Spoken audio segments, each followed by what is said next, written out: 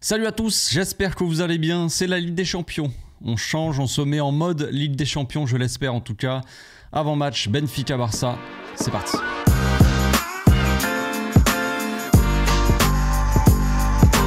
Au passage, n'hésite pas à nous rejoindre si c'est pas encore fait et à partager la chaîne autour de toi, ça fera plaisir à tonton. On tourne la page de ce match contre Retafe. Cette fois-ci, on s'attaque à Benfica, ça va être un autre morceau. Match à l'extérieur. On sait que ça va être une ambiance assez sympathique, je pense. Cette fois-ci, c'est un match de Ligue des Champions, donc ça va peut-être changer les choses.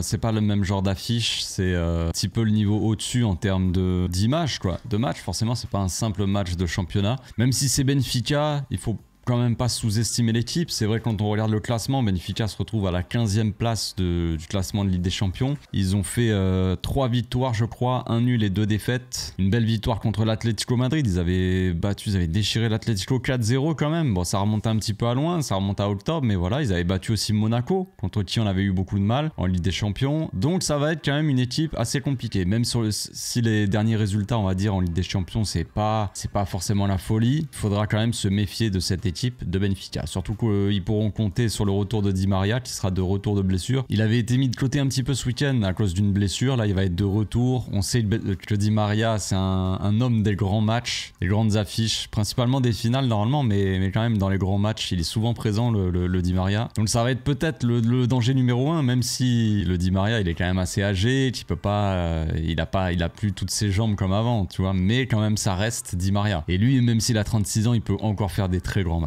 Côté Barça, on ne pourra pas compter sur Dani Olmo, je l'avais dit hier dans la vidéo FAQ, mais ça s'est confirmé, il n'a pas été convoqué, donc gêne pour Dani Olmo, gêne musculaire, fatigant. C'est fatigant parce que Dani Olmo, on sait qu'il peut apporter à cette équipe, qu'il peut être un personnage important, un acteur important de ce projet-là, mais il peut pas enchaîner 2 matchs, quoi. C'est une folie. C'est une folie. C'est un peu fatigant, mais voilà, il y a la balance entre le talent et ce qu'il peut apporter à l'équipe et ses blessures et son indisponibilité, quoi. On peut compter sur lui dans les grands matchs. Ouais, vas-y, on va le mettre. Et puis le match d'après, il peut pas jouer, il est blessé. On le savait quand on l'avait signé, hein, c'était un peu le plus gros point négatif avec Dani Olmo, c'est qu'il n'est pas forcément régulier dans ses performances. En tout cas, il n'est pas régulièrement sur le terrain. Parce qu'il peut pas être vraiment régulier dans ses performances s'il est souvent blessé, retour de blessure, retour de blessure, ainsi de suite. C'est un peu compliqué. Il faut faire avec, on le savait. Maintenant, est-ce que le staff va faire en sorte de trouver une sorte de solution? Je sais pas, ils ont trouvé une solution miracle pour certains joueurs, sans que l'équipe là, physiquement, elle est mieux. Donc est-ce qu'il va y avoir une solution miracle pour Dani Olmo, une préparation sur mesure pour lui, pour qu'il évite un maximum de se blesser? Tu pourras pas forcément éviter les blessures, c'est pas possible, mais un maximum, au mieux, quoi. Faire au mieux pour qu'il enchaîne quelques matchs, quoi. Au moins un match par semaine, ce serait bien. Donc je parle de Dani Olmo évidemment parce que la dernière fois que Dani Olmo a joué, bon, mis à part Retafe où il est rentré à la fin du match, 30 minutes, il avait joué contre le Betis en tant que faux neuf. On avait vu la lumière. Franchement, ça avait été assez magique. Une belle équipe du Barça, ça avait transformé un petit peu toute l'équipe. C'est un point très important. Le fait que Dani Olmo passe en faux neuf à la place de Lewandowski, ça te change toute une équipe parce que tous les joueurs peuvent avoir confiance. Quand tu donnes le ballon à Dani Olmo, il va pas forcément la perdre. Donc il y a certains joueurs qui peuvent peut-être jouer un petit peu plus haut, se projeter. Il va t'apporter en qualité pour conserver la balle et pour être plus dangereux sur les attaques parce qu'il va aussi plus vite, il se retourne plus vite, il fait des passes plus vite, il attaque plus rapidement, il se retourne, tout ça. Il met un peu plus de vitesse, de fluidité dans le jeu par rapport à un Lewandowski qui a beaucoup de mal ces dernières semaines. Lewandowski, c'est un peu le gros point noir de cette équipe-là du Barça. C'est un Lewandowski qui n'est plus forcément efficace et qui est vraiment devenu un poids pour cette équipe dans le jeu, dans la construction. Alors il y en a qui me disent souvent, et je l'entends, mais je ne suis totalement pas d'accord avec ça, mais chacun a son avis, mais il y en a qui disent que c'est pas forcément important, c'est pas ce qu'on demande à Lewandowski d'être bon dans le jeu, on lui demande d'être bon dans la finition. Bon, le problème c'est qu'actuellement il est bon ni dans l'un ni dans l'autre, mais le problème au Barça, enfin ce qui n'est pas un problème, mais avec notre façon de jouer et en tout cas la façon de jouer de cette saison-là sous Flick, on a besoin d'un neuf. S'il vient au milieu, qui sachent jouer un petit peu quand même et qui ne perdent pas des ballons et qui jouent vite, simple, qui viennent participer au jeu, mais que ça soit fluide en fait. Et il y en a qui vont te dire, du coup, il faut arrêter de lui demander ça, mais je suis même pas sûr que ce soit le coach vraiment qui lui demande. En attendant, Lewandowski, quand il touche pas beaucoup de ballons, il aime bien revenir au milieu, il l'a fait sous Xavi, il le fait sous Flick. Pourtant, je sais pas si Xavi et Flick lui demandaient les mêmes choses, tu vois. Pas sûr que les attentes soient les mêmes pour différents coachs. Et donc, si Flick lui demande pas spécialement de revenir au milieu, mais que lui il revient quand même au milieu parce qu'il aime bien toucher des ballons, parce que sinon il s'ennuie en attaque. Comment on fait? Sachant qu'il va venir obligatoirement au milieu, mais il va gêner les autres, il va ralentir le jeu, te rendre une équipe un petit peu plus lente, un petit peu moins dangereuse du coup dans les transitions et un peu moins fluide quoi. Du coup, comment on fait? La solution la plus simple, c'est de le mettre sur le banc. La solution la plus compliquée, c'est de faire en sorte qu'il touche moins de ballons au milieu et plus dans la surface. Essayer de faire en sorte qu'il ait plus d'occasions à se mettre sous la dent aussi, des occasions très franches devant les cages. On sait que Lewandowski, j'ai vu ça passer en termes de stats depuis un certain temps, depuis après peut-être le Classico, vous savez, pas le dernier Classico, le Classico d'avant, le 4-0, la semaine Bayern Classico là. Donc ça fait quand même pas mal de semaines, voire de mois. À partir de là, Lewandowski est devenu un des attaquants qui ratait le plus d'occasions ou un des attaquants les moins efficaces. Les moins efficaces d'Europe. Alors qu'avant, avant ces matchs-là, du début de la saison jusqu'à cette semaine-là de Bayern, Classico, tout ça à peu près, c'était un des attaquants les plus efficaces, ou en tout cas, c'était un des meilleurs buteurs d'Europe, voire le meilleur buteur d'Europe, je crois même. Donc il y a eu un gros cassage, une grosse cassure entre ces matchs-là, sur le début de saison vraiment, où au final, Lewandowski, on peut dire ce qu'on veut, mais à ce moment-là, il a surperformé. Il a été très très efficace, beaucoup plus efficace que normalement en termes d'expected goal, il était à moins, il a mis plus de buts que de buts attendus. Donc ça veut dire qu'il était sur-efficace, plus efficace, tu vois. Et là, en ce moment, c'est l'inverse. Les buts normalement attendus sont un peu plus élevés que les buts qu'il a mis. Donc, il sous-performe. Donc, on avait une surperformance qui n'était pas forcément normale en début de saison. Et là, on est de retour sur un Lewandowski un petit peu comme la saison dernière qui a quand même quelques occasions à se mettre sous la dent. Il ne faut pas non plus dire qu'il n'a pas d'occasion. Il a les occasions, sauf qu'il n'est pas du tout efficace et qu'il ne marque pas. En tout cas, pas assez. Et pour aider cette équipe à gagner des matchs, il faut quand même essayer d'être le plus efficace possible. Tu peux pas être efficace à 100%, mais quand les expected goals, ils sont pas calculés en fonction des tirs, tu vois. C'est pas 20 tirs, 20 buts. C'est 20 tirs, expected goal, tu dois être à 4, et tu vas en mettre 2, tu vois. Sur 20 tirs, tu vas mettre 2 buts.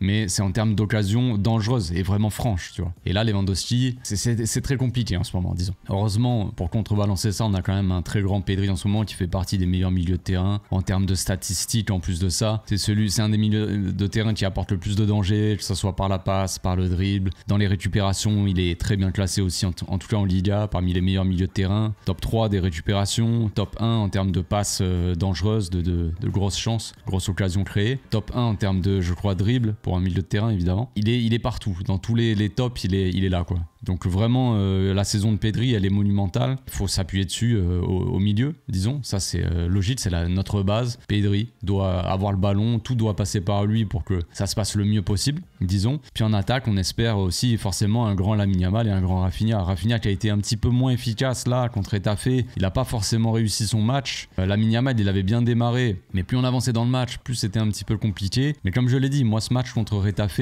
je le prends pas comme une référence. Je le mets comme un match à part. C'est le genre de match où ça peut pas se passer comme ça à chaque fois. Il peut pas y avoir des dingueries, peut pas y avoir une équipe comme ça qui va être agressive et qui va déjouer, qui va ne pas jouer au foot, tout ça. C'est pas tous les week-ends comme ça, tous les matchs comme ça. Donc vraiment, c'est un match un petit peu à part. On espère que ce Barça-là, qui était revenu assez bien quand même, depuis le match contre l'Atlético, où on avait fait un bon match, on avait perdu certes, mais on avait fait un bon match dans le contenu. Puis après, il y a eu, Barbastro, je compte pas trop parce que c'est Barbastro, mais après, il y a eu la Supercoupe.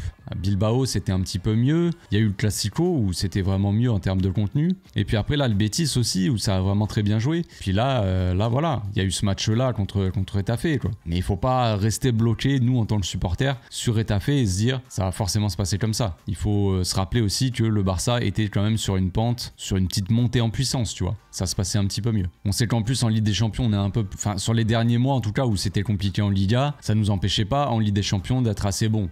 On a vu ce match contre Dortmund où vraiment on était pas mal. Puis voilà, les autres matchs, on sait qu'on est bien classé en Ligue des Champions. On sait qu'il faut gagner ce match. Si on gagne ce match-là contre Benfica, je crois qu'on est sûr de passer directement en 8e. Mais il faut encore gagner des matchs. Ça s'arrête pas à une victoire contre le Bayern et Dortmund. Il faut aller chercher les victoires contre Benfica et même contre l'Atalanta. Je sais plus quand c'est l'Atalanta, mais c'est dans pas très longtemps, peut-être dans une semaine ou 2 semaines, je sais plus. Enfin bref, on va passer à la composition d'équipe, les amis, c'est parti. Voici donc mon 11 pour le match de demain contre Benfica. J'ai oublié de changer Peña, mais je pense que ça sera Szczesny du coup. Au cash, normalement, c'est ce que j'ai cru comprendre. Peña en Liga, Szczesny en Ligue des Champions. Bon bref, dites-vous qu'il y a Szczesny ici. Koundé, Ronald, Koubarsi, Baldé en défense, Casado, Diaby, Pedri au milieu, Rafinha, El Tiburon et Lamine Yamal. Donc oui, il y a le requin ici. C'est vrai, voilà, on va me dire, ouais, t'es un ouf. Mais j'ai envie de changer, j'ai envie de voir quelque chose. Il y a Pau Vitor aussi, mais ça m'étonnerait que Pau Vitor soit titulaire devant Ferran Torres, sachant qu'à chaque fois, c'est plutôt Ferran Torres qui le remplace dans la logique du coach. Donc moi, je veux bien faire jouer Pau Vitor,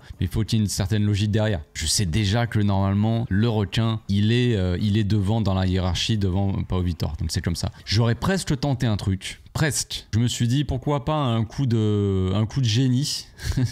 Coup de génie qui peut être un coup de catastrophique aussi, mais pourquoi pas tester Gavi en faux neuf à la place de Dani Olmo et d'avoir Frenkie de Jong ici au milieu. Ça ferait un milieu Frenkie, Casado, Pedri avec un Frenkie un peu box to box, un Casado qui resterait devant la défense plus pour gratter les ballons, pour récupérer, et un Pedri qui va créer le jeu, vraiment architecte de cette équipe, avec un Gavi faux neuf qui peut se projeter aussi, mais qui peut venir en point d'appui ici et jouer, orienter le jeu un petit peu.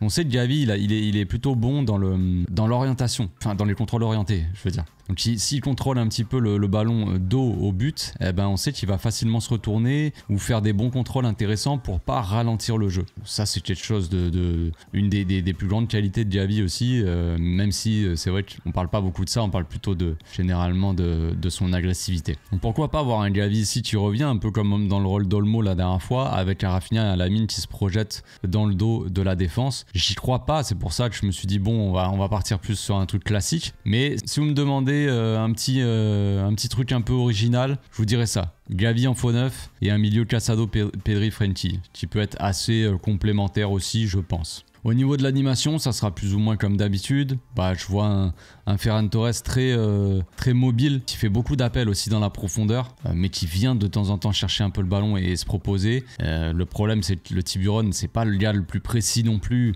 en termes de qualité technique. C'est pas le mec le plus précis pour les contrôles et les passes en une touche. Mais je suis pas sûr que ça soit moins bon qu'un Lewandowski, par exemple. Sauf qu'à la différence, c'est que Ferran Torres mettra un peu plus de mouvement et peut-être sera un petit peu moins lent et fera peut-être aussi un petit peu plus les efforts défensifs, même si Lewandowski les fait quand même régulièrement ces derniers temps. Donc un petit requin qui joue un petit peu, pas forcément faux neuf, mais qui est plutôt mobile dans cette zone-là. Un Rafinha et un requin qui peuvent échanger leur position aussi. On sait que Ferran, quand il joue là, il a tendance un peu à se balader, et Rafinha, il aime beaucoup partir dans l'axe. Donc on sait qu'on peut échanger aussi les positions entre Ferran et Rafinha. C'est ce qui se passe avec Lewandowski, hein. Souvent Lewandowski se retrouve ici dans le couloir, mais on sait que ça sera moins gênant avec Ferran Torres, qui est au final est un peu plus un ailier qu'un Lewandowski, tu vois. Donc ça sera peut-être un peu moins gênant. Un Baldé toujours très actif dans son couloir, en espérant que Baldé fasse un peu le même match que comme contre Retafe, parce que franchement je l'ai trouvé plutôt bon, Baldé, assez intéressant. Certes il y a toujours un petit peu de déchets dans les centres les gars, mais faut pas s'attendre à ce que du jour au lendemain Baldé